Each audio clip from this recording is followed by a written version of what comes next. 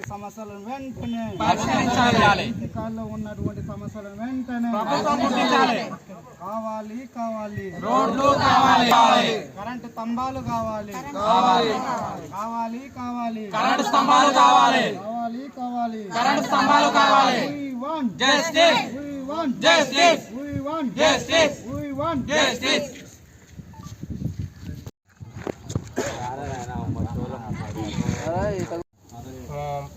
BJP booth అధ్యక్షుడిని 17వ ward తిరునూటేరాను booth అధ్యక్షుడిని. అన్న మా సమస్య ఏంటంటే ఈ రోడ్డుకు అండర్ గ్రౌండ్ తీసేసారు. అండర్ గ్రౌండ్ తీసి మధ్యలో వదిలిపెట్టారు. అండర్ గ్రౌండ్ ఇంకా పూర్తిగా కంప్లీట్ కాలేదు. తర్వాత ఏమైందంటే ఈ కంప్లీట్ అయిన దానికి కూడా మొత్తం మట్టి లోనికి కుంగిపోయింది. రోడ్డు నుంచి అటు ఇటు బైకులు కానీ ఏ వాహనాలు కూడా పోనీకే లేదు. కనీసం మనుషులు కూడా నడవలేకపోతున్నాము.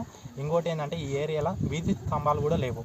వీధి స్తంభాలు లేకపోవడం వల్ల కరెంటు కూడా సరిగ్గా ఉండలేదు. ఈ ఏరియాలో ఒకవేళ అంతో ఇంతో కరెంటు ఉన్నా కానీ ఒకటే ట్రాన్స్ఫార్మర్ ఉండడం వల్ల కరెంటు మళ్ళీ పోతుంది. మాకు సమస్య ఏంటంటే మాకు సమస్య తీరవలసిన సమస్య ఏంటంటే ఈ ఏరియాలో వెంబడే సీసీ రోడ్లు వేయాలి. ఒకవేళ సీసీ రోడ్లు అండర్ గ్రౌండ్ పూర్తి చేయాలి. లేదు ఒకవేళ ఇది పూర్తి చేయని విడల మాకు తక్షణమే ఏం చేయాలంటే దీనికి ప్రత్యామ్నాయంగా మాకు చిప్పో లేకపోతే డెస్టో ఈ రోడ్డుకు వేయాలి. లేకపోతే మేము అసెంబ్లీ ముందర ఆమరణ నిరాహార దీక్ష కూర్చుంటాం. ఈ సమస్య 15 సంవత్సరాల నుండి ఇదే సమస్య ఉంది. ఇది 17వ వార్డు. మేము ఇంతకు ముందు కూడా మాకేం చేసిరంటే ఇది ఇప్పుడు మాజీ ఎమ్మెల్యే మరి జనార్దన్ రెడ్డి గారు ఈ ఏరియాని దత్తకు తీసుకున్నాడు.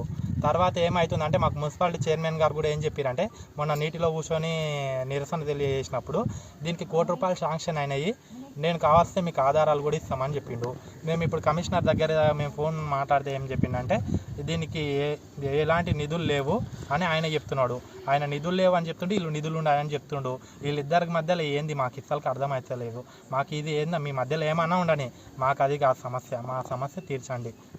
మాకు ఇది మేము వారం రోజులకు చేస్తాము 10 రోజులకు చేస్తామంటే కుదరదు. 10 రోజులకు చేస్తాము వారం రోజులకు చేస్తామంటే రోజు ఒక్కసారి మాకు ఏమొద్దు మా ఏరియాకి వచ్చి పోండి, మీరు మీకే అర్థమవుతుంది. మా ఏరియాకి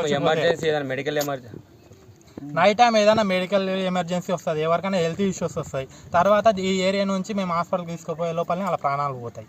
ఈ రోడ్డు సమస్య అలాంటి సమస్య ఉంది. రోడ్డు సమస్య గురించి నేను కూడా మాట్లాడేది. ఇంట్లో నుంచి బయటికి వెళ్ళడానికి అయితే అసలు లేదు.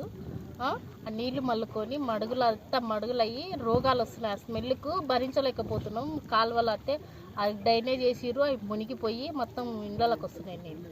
మేమేం చేయాలో అర్థం కాక మేము ఈ పని చేస్తున్నాం. మీరు పై అధికారులు ఎవరైనా ఉంటే మాకు వెంబడే మాకు ఏదైనా ఒకటి చేయాలంటే. ఇది ఏ కాలనమ్మా? ఎంతమంది ఉంటారు? ఎంతమంది అంటే ఇంక లెక్క పెట్టుకోలేదు. 600 కుటుంబాలు ఉంటాయి. 600-700 కుటుంబాలు ఉంటాయి. ఎక్కువనే ఉంటాయి. 500-600 కుటుంబాలు ఉంటాయి. సమస్యలు బాగా పరిష్కరిస్తే మంచిగా ఉంటుంది. ఓటప్పుడు అయితే అందరు వస్తారు. ఇప్పుడు వేయడానికి మాకు రోడ్డు సమస్యలు తీర్చడానికి అంత బాధపడుతున్నారు, అంత ఇది చేస్తున్నారు. మాకు నైట్ అయిందంటే 6 అయిందంటే లైటే లేదు, అసలు లైట్లే లేదు. బయటికి వెళ్ళాలంటే పురుగులు పూసులు పాములు వస్తున్నాయి. మాకు పాములు ఇంట్లోకి పాములు వస్తున్నాయి. స్తంభాలు లేవు, రోడ్డు లేదు, తానికి నీళ్లు కూడా లేవు. మాకు మబ్బా అయితే చీకటిగా ఉంది, పాములు వస్తుండయి. మాకు భయం అవుతుంది. మేమేం చేయాలి? మీరే మమ్మల్ని ఆదుకోవాలి. ఆదుకుంటారా లేదా? ఓట్లప్పుడు వస్తారు, అమ్మ మాకు ఓటేయారా అంటారు. ఓట్లు వేసినాక మీరు గెలుస్తారు, గెలిచి మమ్మల్ని మర్చిపోతారు. మేము ఎట్లా బతకాలి? ఇంకా ఈ మబ్బుల చీకట్లో బతకాలనా? పాములు కలిసి సావాలనా? చెప్పండి సార్ మీరే. మాకు దయచేసి మాకు మంచిగా మేలు చేసేటట్టు అయితే వచ్చి మా ఏరియాను చూసి మాకు స్తంభాలు కరెంట్ వేసి మాకు తానికే నీళ్ళు ఇవ్వండి సార్. మమ్మల్ని ఆదుకోండి సార్. ఇంత మాకు సాయం చేయండి సార్.